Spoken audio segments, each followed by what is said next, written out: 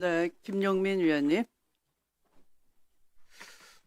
지금 국민의힘 의원님들이 대체 토론 시간을 빙자해서 의사진행 발언을 하고 계시는데 그 내용도 틀렸습니다. 형식도 틀렸지만 일단 한두 가지 말씀드려 볼까요?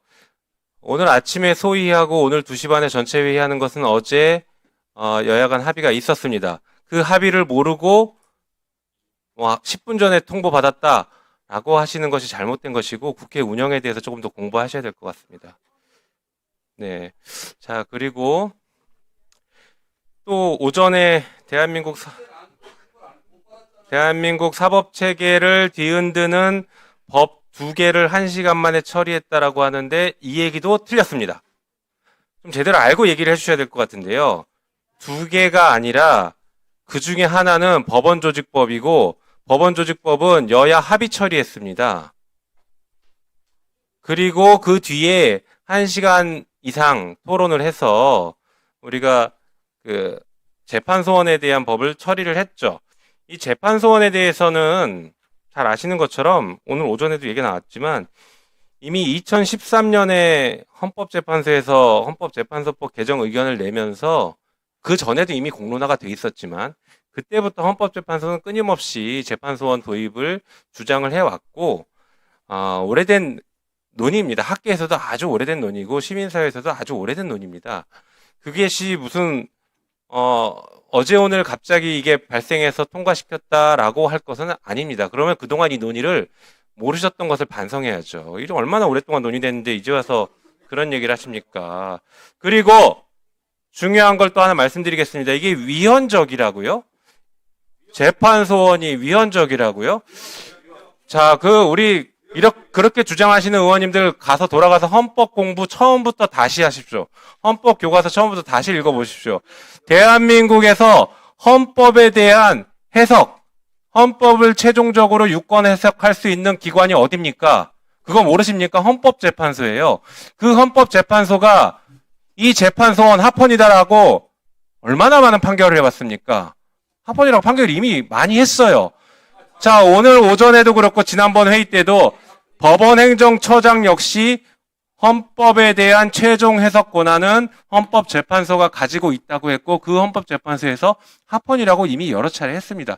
그러면 그것을 따르던지 그게 아니면 그냥 주장 정도로만 할 것이지 이게 무슨 대한민국의 사법체계를 흔든다 그러고 앞에 써붙이고 이게 지금 뭐 하는 겁니까? 돌아가서 헌법책 좀 보시고 헌법 공부 좀 잘 하고 오시기 바랍니다. 이상입니다.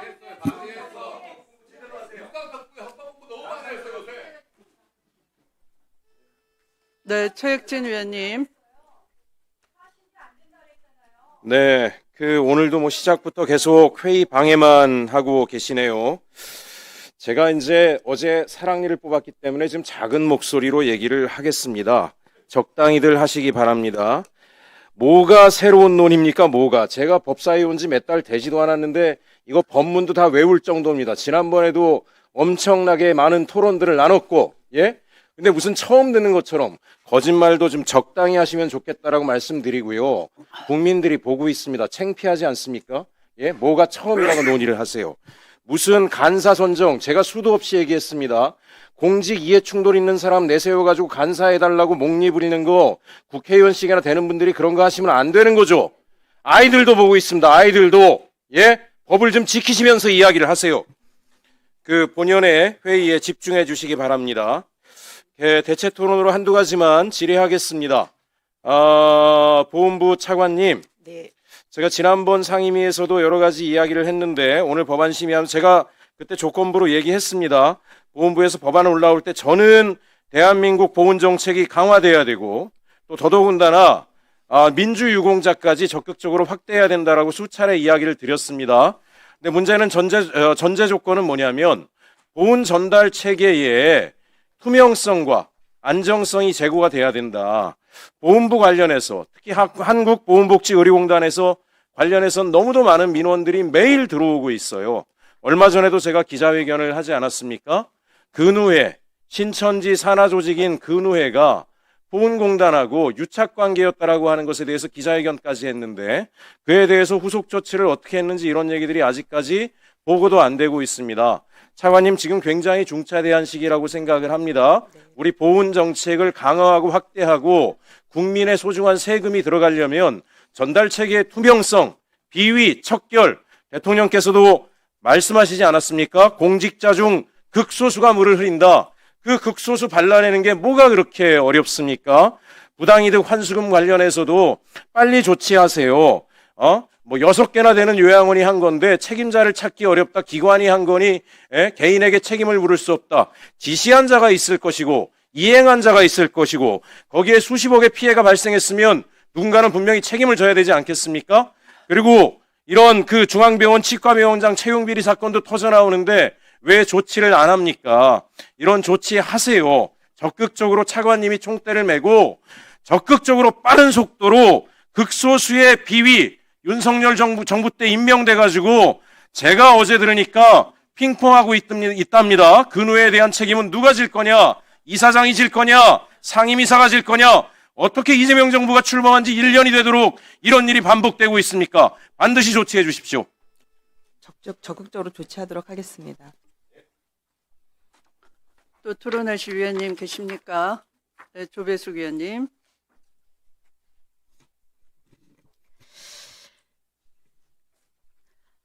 저는 아까 이제 우리 당 의원들도 말씀을 하셨지만은 지금 국회 본회의 중입니다. 2시부터.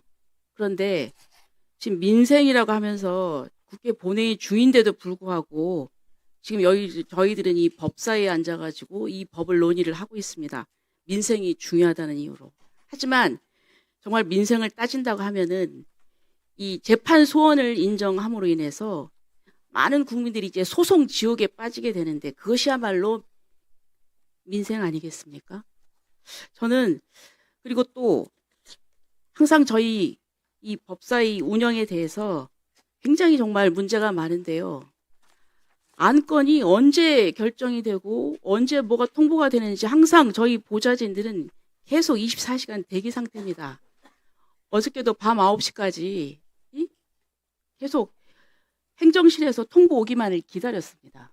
그리고 무슨 충분한 어떤 검토가 되겠습니까? 왜 자꾸 법사위를 이런 식으로 운영하는지 모르겠습니다. 그리고 정말 이게 민생이 급했다고 하면은 지난주랄지 충분히 국회 본회의가 없는 그 기간에 할 수 있었습니다. 이 부분에 대해서 좀 문제가 많다고 생각하고요. 그리고 또 지금 헌법재판소 이 부분인데 제가 한 가지만 또 말씀을 드리겠습니다. 헌법재판소가 재판 소원을 합헌이라고 얘기한 적이 없습니다. 뭐라고 얘기했느냐?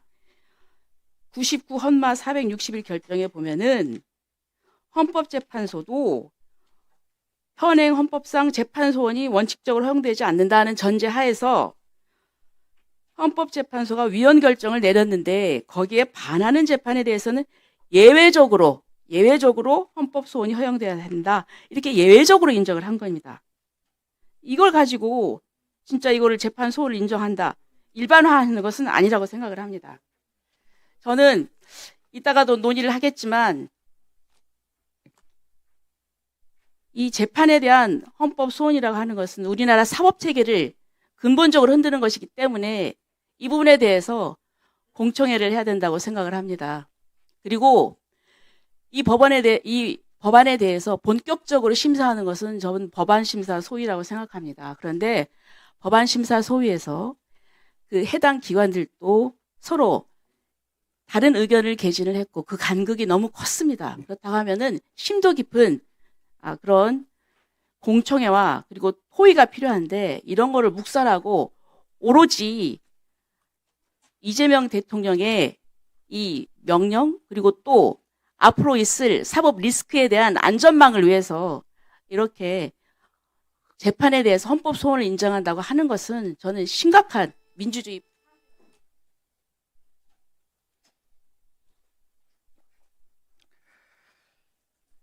토론하실 위원님 또 계십니까?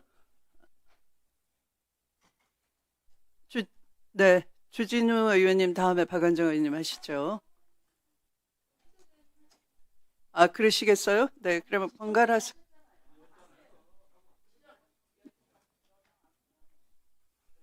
네, 하십시오. 주진우 의원님. 지금 오늘 행정입법 사법의 그 상권 분립이 완전히 무너져 내렸습니다. 지금 행정부 수반인 대통령이 한마디 하니까 이 법안 심사 없이 그냥 대충대충 넘어가 버리는 것이거든요. 민주당을 중심으로 언젠가부터 국회가 알아서 기는 모습을 보이고 있습니다. 국회와 행정부는 엄연히 분리돼야 되는 것이고, 또 오늘 법안 내용은 거기서 더 나아가서 아예 사법부의 독립성을 완전히 망가뜨리는, 영구적으로 망가뜨리는 모습을 보이고 있습니다. 그러니까 상권 분립이 허용되지 않는 나라를 독재 국가라고 하는 것처럼 이게 지금 굉장히 문제가 있는 상황이고요. 이 대장동 항소 포기 이런 것들은 국민의 금고에서 몰래 세금을 훔쳐가는 것이라 그러면 이번에 대법관 증언이라든지 사심제 도입 이런 것들은 아예 그냥 집을 불태워버리는 것과 마찬가지예요. 아예 법치주의의 기본을 그냥 완전히 망가뜨리는 것이기 때문에 저희가 국회의원으로서의 양심이 있다면 이것은 당연히 강력히 거부해야 되는 것입니다. 사심제와 대법관 증언이요. 실질적으로 헌법 위반은 물론이거니와 이 국민 관점에서 보더라도 혈세 낭비가 엄청나게 심합니다. 세금도 많이 투입되지만 기본적으로 인구가 줄고 있고 대법원 사건은 오히려 줄고 있고 1, 2심 사건은 오히려 늘고 있는데 왜 대법관을 증언합니까? 그리고 사심제도 마찬가지입니다. 이혼 소송을 하거나 위자료 소송을 하거나 전세금을 반환받거나 이런 일반 서민들이 법의 보호를 적기에 딱딱 받아야 되는데 이제는 돈 있고 변호사 선임할 수 있는 사람들은 시간 끌면서 사심제까지 가서 시간을 끄는 것이거든요.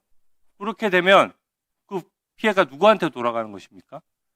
그렇기 때문에 국민을 대표하는 대의기관이라면 세비 받으면서 이런 거 따져가지고 국민한테 더 유리한 제도가 무엇인지를 고민해야 되는 것이지, 이재명 대통령이 한마디 했다고 해가지고 거기에 따라서 그냥 정책과 내용을 헷가닥 바꾸거나 막 밀어붙여서 되는 일이 아닙니다. 지금 어제 보니까 민주당과 조국혁신당의 합당 논의까지 대통령이 관여해서 막 하더만요. 강덕구 최고위원이 글 올렸지 않습니까? SNS에. 그런 식으로 대통령이 모든 인사에 당무에도 불법 개입하고 행정권 외에 입법권에도 마음대로 관여하고 사법권도 마음대로 하고 특검도 마음대로 지명하고 그게 독재국가 아닙니까? 김정은이 한마디 하면 딱 움직이는 북한처럼 되는 거잖아요. 저는 이 부분에 대해서 이 법안의 논의를 더 해야 된다라고 강력히 얘기합니다. 네. 박은정 의원님 3분입니다. 예, 지금 이제 민생 법안들 통과를 해야 되는데요. 발목을 잡고 있는 국민의힘 의원님들께 매우 유감을 표합니다. 지금 토론의 그 대상이 정미소관법을 빨리 우리가 심사해가지고, 통과시키는 이 주제에 좀 집중을 해주셔야 되는데, 갑자기 다른 우리 이제 상임위법에 대해서 뭐 재판소원이라든가 이런 걸 지금 계속 얘기하시면서 시간을 끄시는 이유를 제가 모르겠거든요. 윤석열 한마디로 나라를 벼랑 끝으로 모은 게 국민의힘 의원들 아닙니까? 그 윤호개인하고 단절을 할지 말지를 빨리 결정을 하시고 국민의힘 의원님들 제발 정상으로 좀 돌아오셨으면 좋겠습니다. 지금 조배숙 의원님께서 이게 모든 재판을 이 대상으로 하는 헌법소원이 사심제다. 지금 국민의힘 의원들이 그렇게 주장하고 계시는데요. 그게 아니고 헌법을 위반한 판결, 그러니까 헌법재판소도 결정을 한 바 있듯이 우리 헌법재판소법상 공권력의 행사에 대해서 기본권을 침해하면은 헌법소원을 할 수 있는데 재판만 거기에 예외가 되어 있습니다. 그것이 이해가 되지 않죠. 근데 재판으로 국민의 기본권을 침해하는 경우 헌법을 위반하는 판결에 대해서는 국민의 기본권을 보장해야 합니다. 그래서 재판 소원 시급히 도입이 돼야 되는 국민의 인권 보장을 위한 이것도 민생 법안입니다. 그런데 이 법에 대해서 위헌 논란을 지금 계속해서 국민의힘에서 제기하고 있는데 이미 헌법재판소에서 재판을 헌법소원 대상에 넣을지는 입법사항이라고 결정을 이미 했습니다. 그러면 헌법재판소의 그 결정에 대해서 존중을 해주셔야 되는 거거든요. 그런데 헌법재판소의 그런 존중, 결정에 대한 존중 없이 위헌 논란을 끊임없이 만들고 그것이 대법원과 같이 주장을 같이 하시면서 언론들도 그렇게 나가고 있거든요. 그래서 이미 우리 헌법재판소는 재판 소원에 대해서는 위헌이 아니고 입법사항이다라는 점을 분명히 했고, 그러면 이 재판 소원을 우리가 어떻게 할 것인가는 오늘 법사위에서 심사를 해야 된다고 생각합니다. 그래서 그 지금 주제가 계속해서 지금 민생 법안이 지금 그 통과를 빨리 시켜야 되는데 국민의힘 의원들이 계속 그 절차 가지고 문제 삼고 지금 주제가 아닌 내용을 계속 말씀하고 계셔서 저도 어쩔 수 없이 이 재판 소원에 대해서 말씀을 드렸거든요. 지금 이 정무위 소관 법에 대해서 의견을 내시든지 아니면은 빨리 이 법을 의견 그 일치가 되면은 통과시키는 것이 지금 법사위에서 할 일이라고 저는 생각합니다. 이상입니다. 네, 그러면 위원님들께는 토론 기회를 거의 드린 것 같고요. 손을 안 드신 위원님들은 토론을 불참하시는 것으로 보고, 우선 송경희 개인정보보호위원장님께서 이 법들이 신속히 통과돼야 되는 이유, 우선 이 쿠팡 관련해서 어제도 그 쿠팡에서 3,000건 정도의 유출만 있었다라는 주장에 대해서 이 배송지 주소 등에 관한 정보가 한 1억 5천만 건 유출된 것으로 파악된다라고 민간 합동조사 결과가 나왔는데요. 쿠팡이 이렇게 거짓말을 하고 있고 미국 측에 마치 한국이 기업 보호를 하지 않는 나라인 것처럼 자신들의 불법과 비리는 감춘 채로 증거까지 인멸해 가면서 외교 갈등 사안으로 키워보려고 하는 매국적인 행태에 대해서는 온 국민이 더욱더 분노하고 있고 질타를 하고 있는데요. 이것이 시급히 처리돼야 될 민생법입니까? 아닙니까? 좀 답변해 주시기 바랍니다. 네, 위원장님 말씀 주신 것처럼 매우 중요한 법이라고 생각을 합니다. 최근에 대규모의 개인정보 유출 사태가 잇따르고 있고 어제 민간 합동조사단이 발표한 것처럼 이제 쿠팡의 경우에는 대규모의 개인정보 유출이 확인되었습니다. 개인정보위는 어제 민간합동조사단이 발표한 결과를 바탕으로 하고 또 저희가 자체 조사를 계속 진행하고 있는 것을 통해서 개인정보의 유형별 규모를 정확하게 확정을 하는 작업을 하고 있습니다. 실제로 이런 그 사고의 원인이 인증체계의 부실한 관리에서 비롯되었습니다. 그래서 권한 없는 자의 접근을 통제하는 가장 기본적인 장치인 인증체계를 부실하게 운영했다는 것 자체는 이 대규모의 국민의 개인정보를 관리하는 그런 플랫폼 체계 자체가 허술하다는 걸 보여주는 그런 사례라고 생각을 합니다. 이번 개인정보보호법은 이 대규모의 개인정보를 관리하는 자의 책임을 강화하고 또 잘못했을 경우에 그 징벌적인 과징금을 높이는 걸 통해서 이 억지력을 강화하고자 하는 것입니다. 그래서 매우 중요한 그런 민생 법안이라고 생각합니다. 지금 이 고의 중과실로 피해를 발생시켰을 때 과징금을 현행의 그 기준보다 더 상향 조정하기로 했는데 그 조정 기준이 전체 매출액의 10% 범위라고 하고 있어요. 그러면 이것이 예를 들어 상호주의 원칙 아래에 미국에서는 어떻습니까? 미국에서 발생된 이런 사례라면 100분의 10 이렇게 그 기준이 낮은 겁니까? 아니면 미국과 비교해서 높은 겁니까? 각 나라마다 개인정보보호법 체계가 좀 다른데요. 예를 들어서 미국의 경우에는 전체를 통일적으로 규율하는 연방 그 차원의 개인정보법이 없습니다. 그래서 각 주마다 뭐 캘리포니아 같은 경우에 또 그 CCPA라고 해서 별도의 법들이 있고 각 주마다 관리 체계가 다릅니다.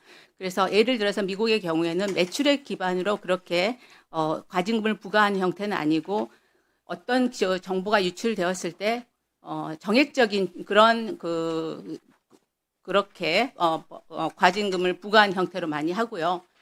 실제로 이제 그 EU 같은 경우에는 전체 매출액의 4%까지 부과하도록 되어 있습니다. 그리고 뭐 싱가포르 같은 경우는 10%, 그리고 중국 같은 경우에는 전년도 매출액의 5% 이렇게 규율들이 다양하게 되고 있는 상황입니다. 네. 또 더 나아가서 토론하실 위원님 계십니까? 두 번 기회는 드리지 않겠습니다.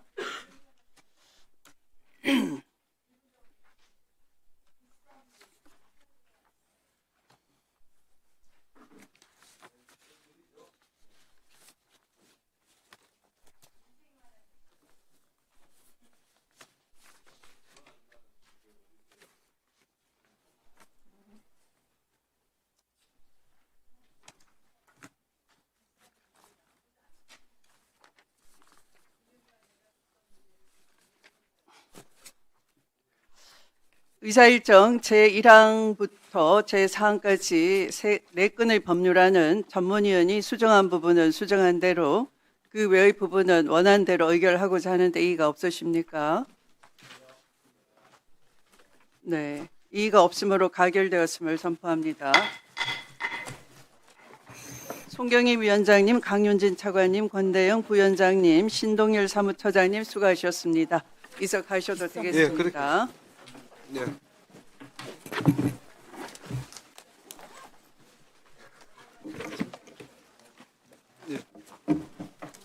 따로 설명드리겠습니다.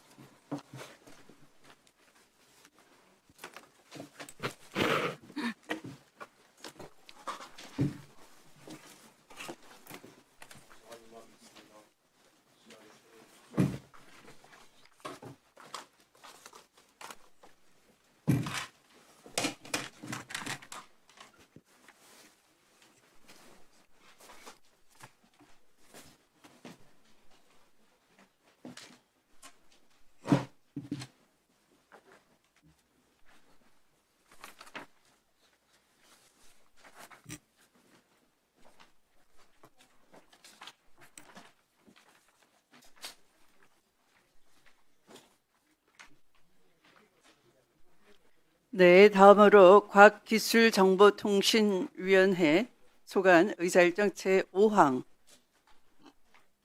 소형 모듈 원자로 개발 촉진 및 지원에 관한 법률안 대안을 상정합니다.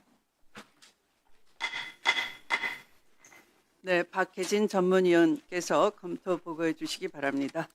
의사일정 제5항 과학기술정보방송통신위원회 소관 소형 모듈 원자로 개발 촉진 및 지원에 관한 특별법안에 대한 체계작구 검토 결과 보고드리겠습니다. 제정안은 소형 모듈 원자로 시스템의 개발과 실증을 지원하고 과학기술정보통신부 장관이 필요한 경우 연구개발 특구를 지정할 수 있도록 하는 등의 내용으로 소형 모듈 원자로 시스템 개발 촉진위원회 위원 중 공무원이 아닌 위원들에 대한 형법 적용 시 공무원 의제 조항 추가 등 경미한 작구 수정이 필요하다고 보았습니다. 제정안에 대해 기후에너지환경부는 현재 소형 모듈 원자로 관련 기술 개발 등의 사업은 과학기술정보통신부 외에 다른 부처에서도 추진 중이므로 동사업의 실시 주체를 정부로 변경할 필요가 있고 실증 과정에서 정부의 부지 지원 대상을 연구용 원자로 실증으로 구체화해야 한다는 의견을 제시하였습니다. 이상으로 보고를 마치겠습니다. 네, 수고하셨습니다. 법률안 심사를 위해 배경훈 과학기술정보통신부 장관께서 출석하셨습니다. 이 안건에 대해 대체 토론하실 위원님 계십니까? 네, 장경태 위원님. 곽유호 장관님 고생 많으십니다. 그 SMR 지원법 관련된 의견을 좀 드리고 싶은데요. 네. 이게 원래 이제 과방위에서도 저도 지난 21대 국회 때 과방위를 했었는데 그때 항상 이 한수원 관련된 논쟁이 산자위와 과방위와의 어떤 논의, 에너지 자원 개발과 관련된 지원에 관한 논의들이 있었는데 이 SMR 지원법이 통과된 것은 아주 고무적인 일이라고 생각합니다. 동의하시죠? 네, 맞습니다. 다만 이제 이 SMR 지원 대상이 과연 민간 기업까지 또 이 본인들의 이 이익을 위한 개발까지 지원을 해야 되냐에 대한 또 논의는 좀 있었던 것 같거든요. 네, 여기에 대해서 전방위적으로 다 지원하기는 어렵겠죠. 네, 그래서 본 안에서 SMR 특별법 통해서 이제 저희가 이제 수정 의견을 이제 드려야 되는데요. 네. 그러니까 SMR 그 R&D로 좀 그 한정되어서 지금 법안을 올리고 있습니다. 그러니까 사업화에 필요한 SMR 개발 지원까지는 좀 아직 시기상조다. 연구용 추가 기후 에너지부랑 R&D 관련된 맞습니다. 용도에 대한 지원만 좀 먼저 했으면 좋겠다라는 게 여러 의견인 것 같더라고요. 네, 맞습니다. 예. 그리고 지금 이 과기부와 원안위 원자력 진흥위 등이 이제 여러 가지 여기 관여하는 기관들인데 그 중에서 과기부만 하는 건 이제 아까도 방금 말씀드렸듯이 또 산자부나 한수원 등에도 다 관심 있는 사업이다 보니까 과기부 장관만의 이 지원 주체를 설정하는 것은 좀 제한적이다. 이 지원법의 한계를 너무 좀 드러내는 것 아니냐라는 의견이 있습니다. 어떻게 생각하십니까? 뭐 같이 공동 연구하는 부분들도 있고 특히 이제 경수료형 SMR은 같이 연구를 하고 비경수료형 SMR에 대해서는 좀 R&D 차원에서 선제적으로 좀 개발해야 될 부분들이 있습니다. 그런 부분들에 대해서 선제적인 R&D를 먼저 추진하겠다 이렇게 말씀을 드리고 싶습니다. 에너지 사업부는 지금 또 기후 에너지부로 이관되고 네, 맞습니다. 그러다 보니까 이제 과거엔 산자부였는데 과기부와 또 에너지부 등이 또 논의를 할 것 같은데요. 여기에 대해서 지금 현재 상임위에서는 10조의 과기부 장관의 지원 주체를 규정하고 있는데 여기에 대해서 정부로 개정을 하고 11조의 이 신속한 실증이라고 표현한 부분에 대해서도 연구용 원자로 실증에 대해서 제한하는 수정안 의견을 좀 드리고 싶은데 어떻게 생각하십니까? 네, 동의합니다. 지금 기후에너지부와 이제 논의해서 합의된 사항입니다. 네. 그러면 저는 수정 의견 드리겠고요. 부처 의견도 동의하시는 것으로 이해하겠습니다. 네. 예, 감사합니다. 이상입니다. 네, 수고하셨습니다. 네, 나경은 위원님. 장관께서는 장경태 의원님 안에 수용하겠다고 하셨는데요. 저는 이 정부가 그러면 SMR을 하겠다는 건지 말겠다는 건지 하나마나한 법만 드는 거 아닌가 이런 생각을 합니다. 이게 앞뒤가 안 맞는 것이 연구용 원자로 실증으로 이것을 제한할 거라면 과기부 장관으로 주체를 그대로 두는 것이 맞고 그것이 아니라 실질적으로 지금 우리 SMR 개발 빨리 필요한 것 아닙니까? 네, 맞습니다. 그러면 이걸 연구용으로 저는 한정할 문제가 아니다 이렇게 봅니다. 이거 바로 실증할 수 있도록 가야 되는 거 아닙니까? 그러면 저는 이 범위도 축소하고 근데 범위를 축소하면서 연구용이라 그러면서 또 이거는 주체는 과기부 장관이 아니라 정부로 가겠다. 이건 하지 않겠다라는 의사를 표시하는 거나 마찬가지인데 과기부 장관께서 이걸 수용할 것이 아니라 과기부 장관으로 제한한다면 연구용으로 하는 것을 그냥 저는 그 부분은 맞지 않다고 생각하지만 그거를 그렇게 한다든지 이게 앞뒤가 그러면 맞는 거지 이 범위도 축소하고 그 대신 주체는 확대한다는 것이 이게 앞뒤가 안 맞는 것 아닙니까? 네. 의원님께서 그렇게 생각하실 수 있다고 생각합니다. 다만 이제 실제 우리가 어떤 SMR에 대한 어떤 R&D 부분이 빨리 이루어지지 않으면 실증 이후에 상용화가 더 늦춰집니다.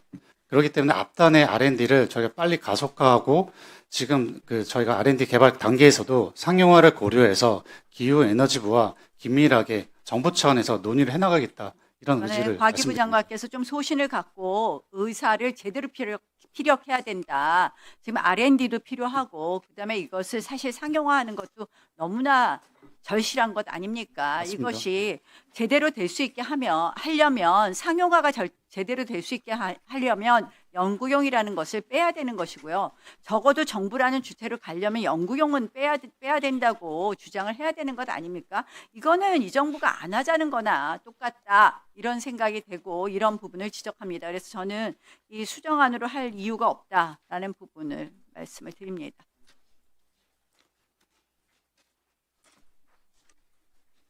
네, 수고하셨습니다. 다음 조배숙 위원님.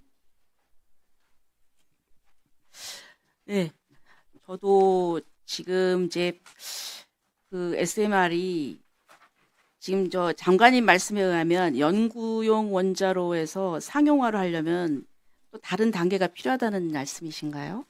네, 맞습니다. 예? 맞습니다. 시간을 얼마 정도로 생각하시나요?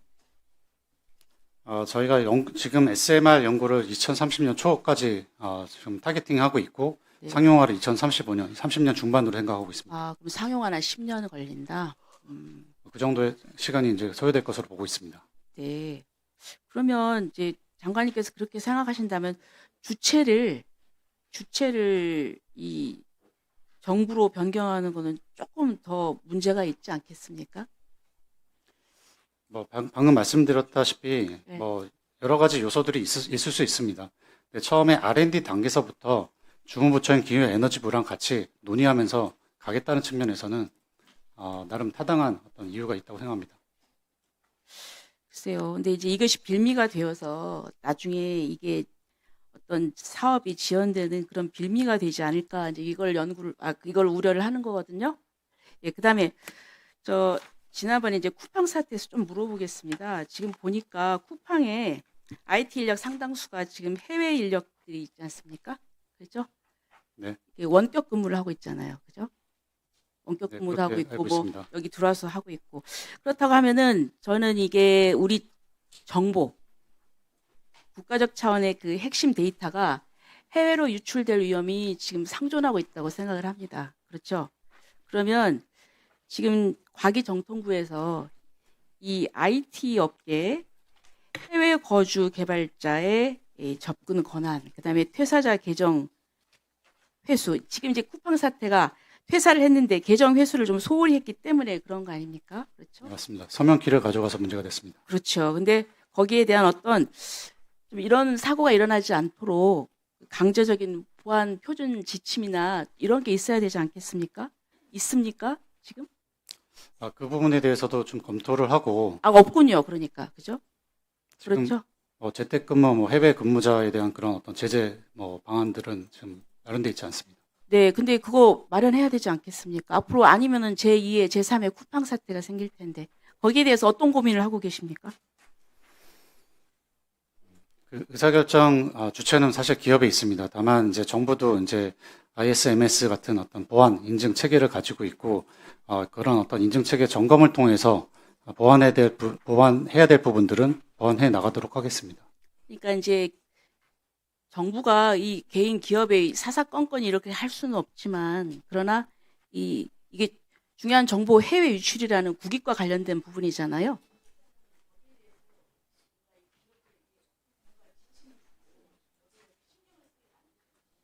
말씀하신 것처럼 이번 사태의 핵심은 관리 부실에 있습니다. 퇴직한 직원이 서명키를 가지고 가서 그 서명키로 내부의 서버를 마음껏 유린을 했습니다.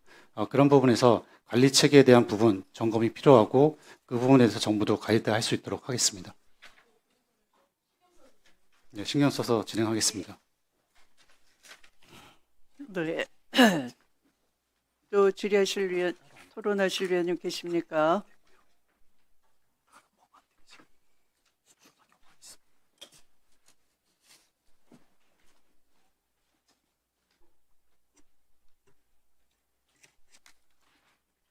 네, 더 이상 토론하실 위원님이 안 계시면 의결에 들어가겠습니다. 의사일정 알았어요. 그러면 장경태 위원님의 수장 의견에 대해서 정부 측은 동의를 하셨는데 나경원 의원님은 반대 토론을 하셨습니다. 한 분 더 동의하시는 네, 의견을 네. 네. 그러면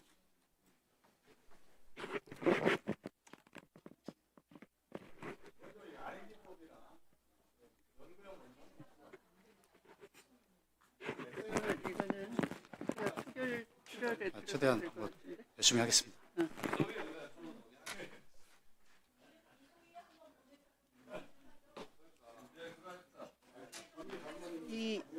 이의가 있다고 이렇게 가면 이제 이의가 있다고 할 거니까 그걸 주세요. 네, 네, 네, 네, 네, 네, 네. 알아. 응. 그러면 의사일정 제5항의 법률안은 대체 토론에서 장경태 의원님께서 수정 동의를 해주셨기 때문에 정부 측 동의도 있었고 해서 그 사항을 수정안을 반영해서 수정한 부분은 수정한 대로 그 외 부분은 원한 대로 의결하고자 하는데 이의가 없습니까? 네. 이 안건에 대해서는 이의가 있으므로 국회법에 따라 표결하도록 하겠습니다. 표결에 앞서 회의장에 계신 위원님은 모두 재석위원 수에 포함된다는 점을 말씀드립니다. 표결은 국회법 제112조, 제71조 단서에 따라 거수 표결로 진행하겠습니다. 먼저 찬성하는 위원님께서는 손을 들어 주십시오.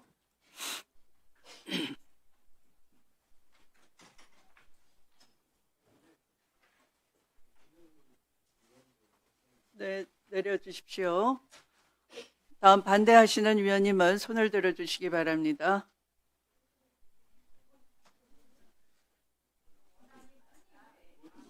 네, 내려주십시오. 표결 결과를 말씀드립니다. 재석위원 총 16인 중 찬성 10인, 기권 6인으로 가결되었음을 선포합니다.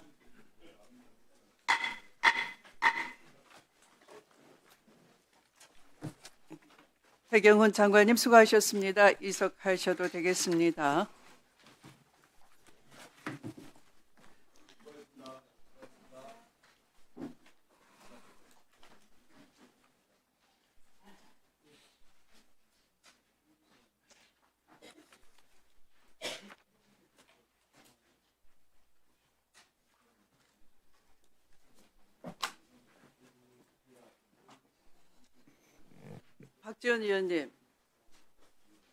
박지원 의원님, 오늘도 지난해의 그 유보된 과제, 새해에는 교육부 장관님 뵙겠다 했는데 이루어지지 못했습니다. 죄송합니다.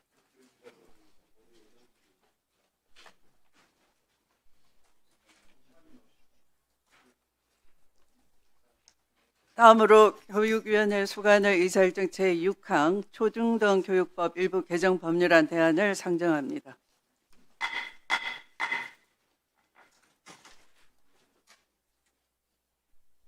이 법안은 앞서 전체 회의에 상정되었다가 계류된 법안입니다.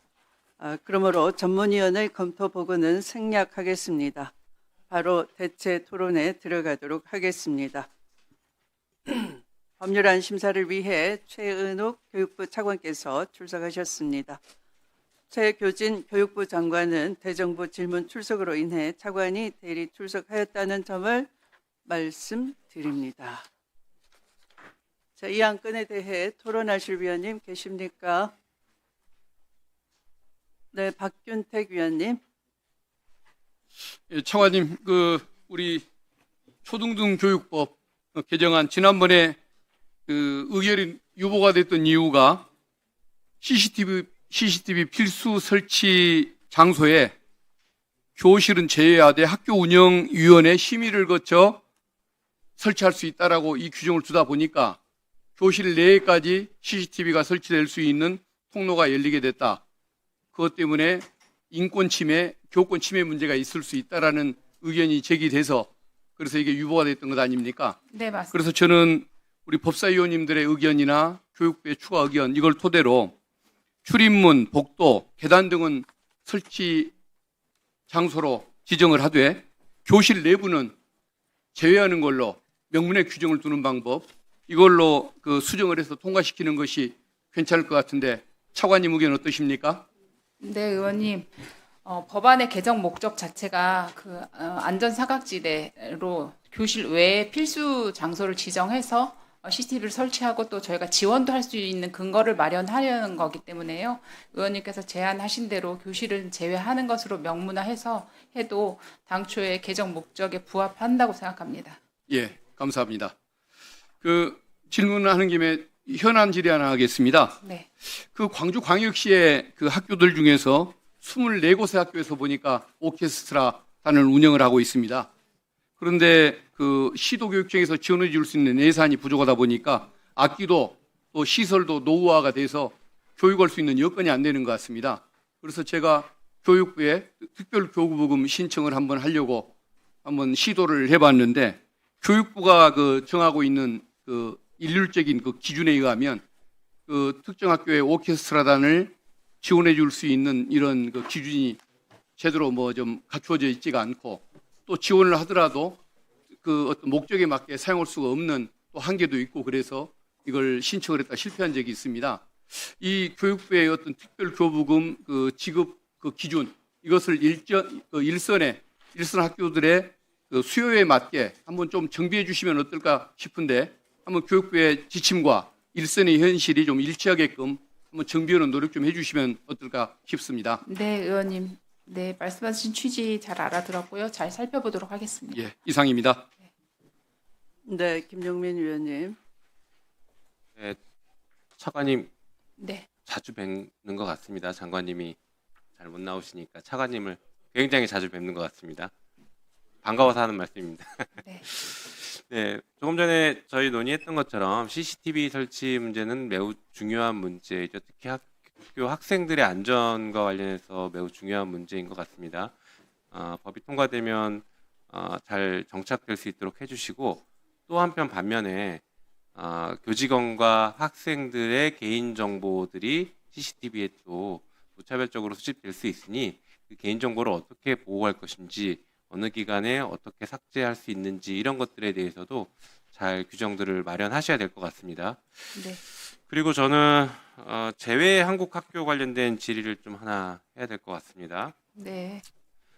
제외 한국 학교에 대해서는 알고 계시죠, 우리 차관님도? 네, 알고 있습니다. 예, 외국에 있는 우리 제외 한국인들의 학생들이 다니고 있는 한국 학교인 것이죠. 네. 예, 그런데 이게 학비가 너무 비싸서 감당하기 어렵다라는 얘기들이 굉장히 많이 들려옵니다. 그래서 우리 헌법이랑 관련 규정들을 한번 먼저 좀 봤습니다. 헌법 31조에 보면 1항에는 이렇게 돼 있죠. 모든 국민은 교육을 받을 권리를 가진다. 그리고 2항에는 초등교육과 법률이 정하는 교육을 받게 할 의무를 진다. 그러니까 교육을 받을 권리가 있고 교육을 받을 의무가 있습니다. 사실은 3항이 중요해요. 방금 말씀드린 이 의무 교육에 대해서는 무상으로 한다. 우리 대한민국 헌법에는 의무 교육은 무상으로 한다라고 하고 있습니다. 그래서 지금 현재 대한민국에서 학교를 다니고 있는 학생들은 이 의무 교육은 무상으로 받고 있는데 부득이한 사정으로 외국에서 한국인 학교를 다니고 있는 학생들은 무상 교육을 받지 못하고 학비를 냅니다. 그런데 그 학비 수준이 경우에 따라서는 감당하기 어려운 수준이라 그 학생들이 학비를 못 내고 한국인 학교를 못 가다 보니 자연스럽게 국적을 포기하고 외국인 학교, 그 나라 학교를 가게 되는 경우들이 발생합니다. 대통령께서도 제외 한국인에 대한 보호를 계속 강조하고 계신데 이런 문제 적극적으로 살펴봐야 될 것 같습니다. 그래서 제외 한국인들이 요구하는 바가 뭐냐면 이 제외 한국 학교에 적어도 파견된 교사들, 한국에서 파견된 교사들에 대한 인건비 정도는 정부가 책임져 줘라. 이게 학생들이 내는 학비의 상당수를 교사의 인건비로 활용되는데 그러지 않고 인건비를 국가가 지급하면 사실 학생들의 학비가 상당 부분 낮아질 수 있다는 것입니다. 여기에 대해서 적극 검토 한번 해보시기 바랍니다. 그리고 의원실에 보고해 주십시오. 그렇게 하겠습니다. 네, 수고하셨습니다. 네, 곽규택 의원님. 네. 뭐 좀 확인해 볼게요. 지금 그 교실을 필수 설치 장소에서는 제외한다 하더라도 이 시행령에 따라 가지고 학교 운영이 심의를 거치면은 교실에다가도 필수 설치 장소는 아니지만 CCTV를 설치할 수 있는 것은 가능하긴 합니까? 네, 시행령에 의해서 가능합니다. 지난번에 저희가 올렸던 안은 필수 설치 장소의 교실이 포함될 수 있는 것처럼 예, 예. 오해가 돼서 예, 예. 문제가 됐던 것이고요. 의원님께서 박균택 의원님께서 제안하신 대로 수정을 하더라도 예, 예. 시행령에 의해서 구성원의 합의가 있으면 설치는 가능합니다. 예, 예. 이게 지난번에 대전의 사고 때문에 네. 좀 비정상적인 경우를 철저하게 대비하자는 취지 아니겠습니까? 그죠? 맞습니다. 그리고 오신 김에 좀 여쭤볼게요. 어저께 대정부 질의를 하는데 네. 지금 광주, 전남 등에서 그 행정통합 이야기가 나오지 않습니까? 네. 그러면 지금 우리 선생님들 같은 경우에 원래는 광주에서만 근무하도록 돼 있는 것으로 알고 선생님이 되셨는데 광주, 전남 행정통합이 되면은 광주가 아닌 전남의 도서 지역 같은 데서 근무할 우려도 있다. 왜 교육청에 선생님들의 의견을 안 듣고 이런 것을 추진하느냐 하는 우려를 제기하시는 분들이 계시던데 행정통합이 되면 실제로 그렇게 될 우려가 있나요? 제가 알기로는 행정 통합이 돼도 그 근무지는 현재 근무지에서 근무하시도록 법안에 들어 있는 것으로 알고 있습니다. 그러면 그런 거를 좀 일선 선생님들한테 오해가 없도록 조금 네. 적극적으로 알려주셔야 될 것 같은데요. 그렇게 하겠습니다. 예, 네. 이상입니다. 네, 박지원 의원님. 차관님 오랜만입니다. 네.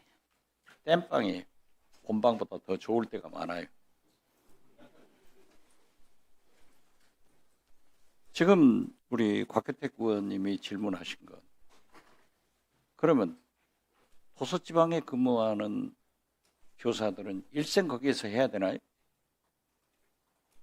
아닙니다. 통합되면은 광주의 교사들도 광주 전남 통합되기 때문에 도서지방으로 갈 수 있잖아요.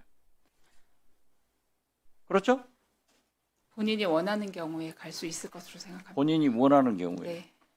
그러면 지금 현재 도서지방에서 근무하는 학생들은 다 본인이 원해서 갔나요?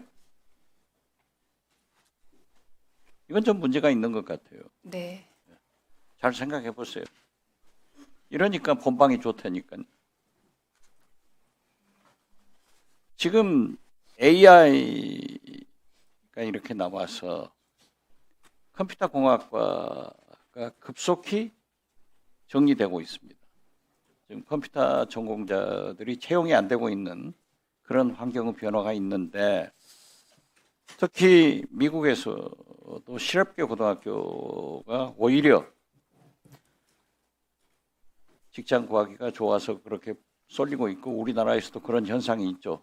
네, 그렇습니다. 해남에 해남 공고가 있어요. 네. 그런데 지금 잘 아시다시피 해남 솔라시도에 삼성, SK, 한전 이런 것이 다 해남으로 들어오는데 해남 공고를 마이다스고로 바꾸려고 지금 추진하고 있는데 네. 여러 가지 조건이 복잡한 것 같아요. 그거 한번 챙겨보시고 저한테 좀 담당 국장을 보내주시든지 과장을 보내주셔서 설명 좀 해주실 수 있어요? 네, 저희가 마이스터로 전환하는 학교에 대해서는 여러 가지 조건을 잘 갖출 수 있도록 저희가 컨설팅도 제공하기 때문에 그렇게 할 수 있고요. 의원님께 따로 설명드리겠습니다. 네, 부탁합니다. 네. 네, 감사합니다.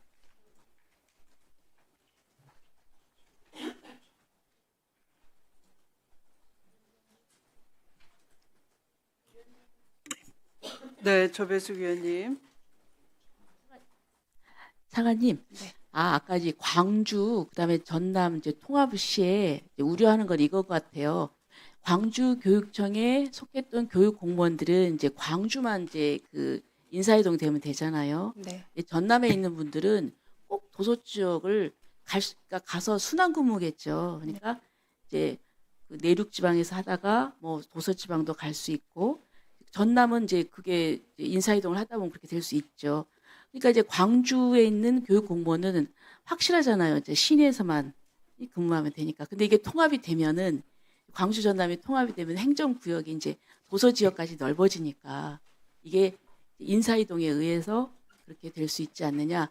이제 그런 우려 때문에 여기 통합에 대한 좀 반대 의견을 그 이제 제시를 한 것으로 알고 있는데 지금 차관님께서도 제가 답변 들으니까 정확하게 잘 모르시는 것 같아요. 그 부분을. 법령 현재 법안에는 현재 근무지에 근무하는 것을 원칙으로 한다는 것이 교사뿐만 아니라 그 전체 지방 공무원도 다 그렇게 해당하는 근데 내용이 있습니다. 그래요? 근데 네. 그럼 인사이동을 못 하겠네요. 그러니까 지금 현재 딱 통합 시점을 기준으로 해서 딱 그렇게 한다고 하면은 그거는 통합의 의미가 또 없지 않을까요? 지금 통합하게 되면 본인의 의사에 반해서 막 이렇게 인사이동이 이루어지는 것이 아닌가에 대한 걱정이 있기 때문에 그 조항을 넣은 것이고요. 앞으로 좋습니다. 인사 예. 운영은 별도로 네, 예. 검토할 그다음에 것으로 알고 있습니다. 예, 제가 또 이제 기왕 오셨으니까 요거 한번 질의를 해보겠습니다. 지금 3월 1일부터 학교장이 소프트웨어 교육 자료로 선정할 때 개인정보보호법 준수 여부 확인하고 학교 운영위원회 심의 거치도록 지금 의무화를 했다고 합니다. 근데 이제 이 경우에 개인정보보호법 준수 여부 확인하고 이제 이러는 경우에 이게 그 학교가 지금 전국에 있는 1만여 학교가 각각 자기 별도 보안성 검토해야 되는 거거든요. 네. 예, 근데 교사나 이런 분들이 사실 이거는 좀 개인정보 보호는 전문가들이나 할 수 있는데 이 비전문가인 교사가 그것까지 하려면 굉장히 힘들잖아요. 그러니까 사실상 이거는 이 소프트웨어 이런 부분을 교육자료로 선정하기가 좀 어려운 것 아닌가. 그래서 이게 한국교총이나 교사노조 또 대한초등교사협회에서 반발하고 있다고 합니다. 예, 근데 이 부분이 좀 저는 이런 비판을 좀 이렇게 교육부에서는 알고 계신지 그리고 이 부분에 대해서 좀 이 기준을 제시하기에 너무 타이트한 것이 아닌지 좀 이런 부분을 좀 검토를 좀 해보셨어요?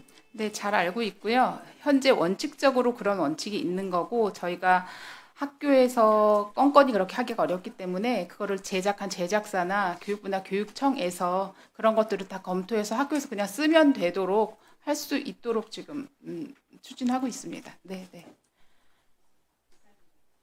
네, 신동욱 위원님.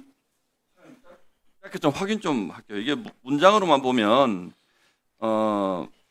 CCTV 필수 설치 장소에서 교실을 제외한다는 뜻이 네. 필수 설치는 아니 그러니까 반드시 설치해야 되는 것은 아니지만 임의로 설치할 수 있다는 뜻이에요. 그러면 뒤에 다만과는 별도의 문장으로 지금 느껴져서 그럽니다. 네, 네. 그것은 현재 시행령에 의해서 네. 가능하기 때문에 지금 개정하는 조항에는 필수 설치 장소에서 제외한다로만 넣으면 가능합니다. 꼭 해야 되는 것은 아니고 시행령상으로 지금 어떻게 되어 있습니까? 그러면 시행령 예, 교실에는 CCTV가 있습니까? 없습니까? 지금 아주 극히 예외적으로 있는 데가 있습니다. 뭐 특수학급이라든지 예. 있는 데가 있고요. 예. 그래서 시행령에는 현재 시행령 57조의 2를 보면은 네. 조제목은 학생의 안전대책 등입니다. 그래서 학교의 장이 법 제30조의 8, 제1항 및 제2항에 따른 학생의 안전대책 등을 수립할 때는 학생, 학부모 및 교직원의 의견을 듣고 법 제31조 제1항에 따른 학교 운영위원회 심의를 거쳐야 한다. 이 조항이 있기 때문에 이 절차를 거치면 가능하고 예. 저희가 이번에 법을 개정해서 하려는 것은 필수 설치 장소에 설치가 되도록 하고 또 재정 지원도 할 수 있도록 하는 근거를 만드는 거기 때문에 필수 설치 장소에는 교실을 제외해도 어쨌든 교장의 달라질 판단으로 건 없습니다. 학교 구성원들의 동의를 얻으면 할 수 있다. 네, 교실도. 네, 그렇습니다. 오케이, 알겠습니다. 또 한 가지 여쭤볼게. 지금 원래 계획이 디지털 교과서 물론 작년에 법률 문제가 좀 있었습니다만 이게 지금 그러나 어쨌든 단계적으로 보급을 하게 지금 돼 있지 않습니까? 지금 2025년부터 일부 학년별로 하는데 지금 어떻게 되고 있습니까? 이미 발행된 것은 교육 자료로서 사용을 하고 있고요. 예. 추가로 저희가 디지털 교과서를 검정하거나 하지는 않습니다.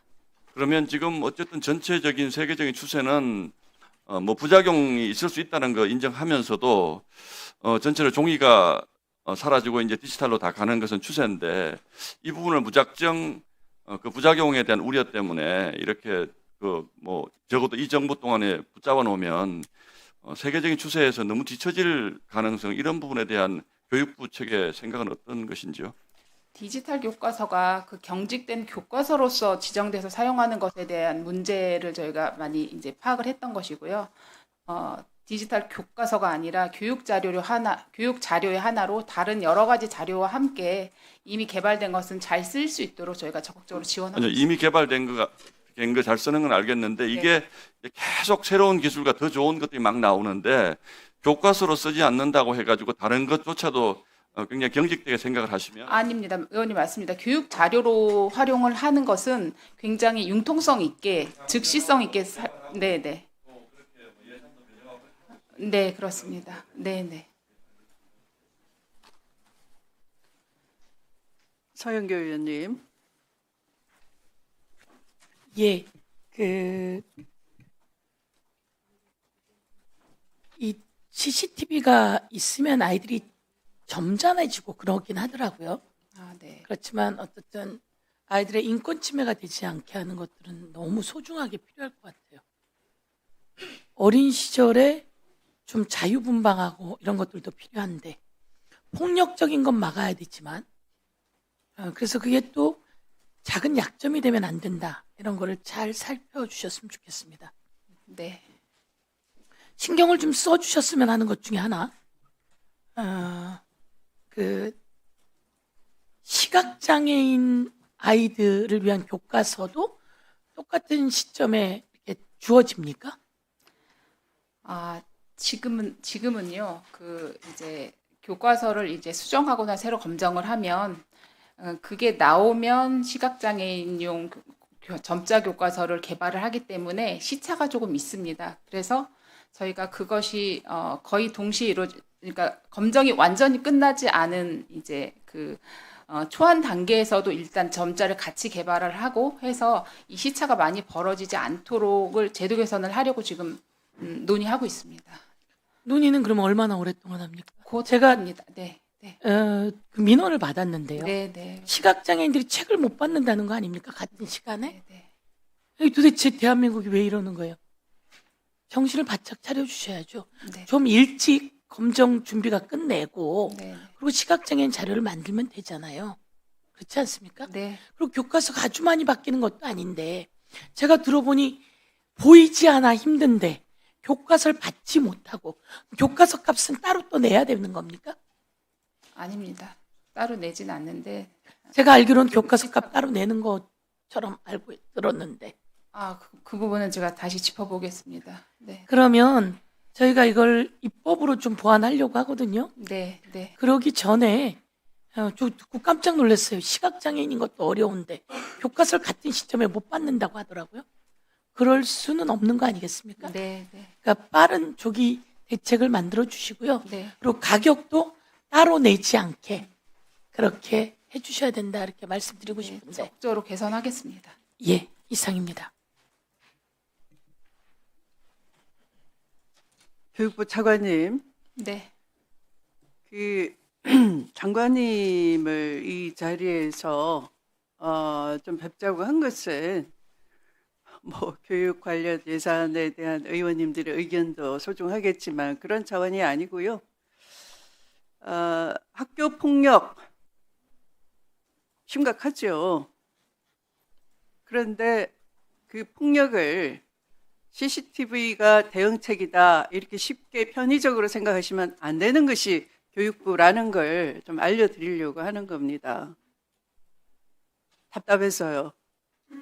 네. 장관님도 학교 폭력까지 가지 않더라도 최근에 ADHD 아동만 그런 게 아닙니다.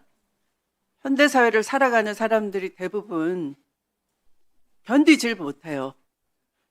그러니까 불안장애, 공황장애 이런 환자들이 엄청 많아지고 심지어 그 정신과의 환자 수가 급증하고 있고 이런 게 현대 사회가 처한 시대 상황과 무관치 않아요. 아동의 ADHD도 심각하지만 아마 그 아동의 부모들도 마찬가지 비슷할 거라고 봅니다. 그러면 이에 대한 대책이 CCTV는 아닐 거라고 봐요. 적어도 교육 당국에서는. 그래서 교육 철학에 대해서 어떤 철학을 갖고 계시는지를 물어보고 싶었어요. 교육부 장관님이 중심을 잡아 주셔야 되기 때문에 단순히 의원님들은 하나의 사건이 발생하면 거기에 대정적인 처방을 법안으로 쉽게 생각할 수는 있어요. 이것에 국가 예산이 들어가는 겁니다. 관리비가 들어가는 겁니다. 인력이 들어가는 겁니다. 그러면 국가가 그런 방향으로 가면 되겠습니까? 같은 재원을 가지고 같은 예산을 가지고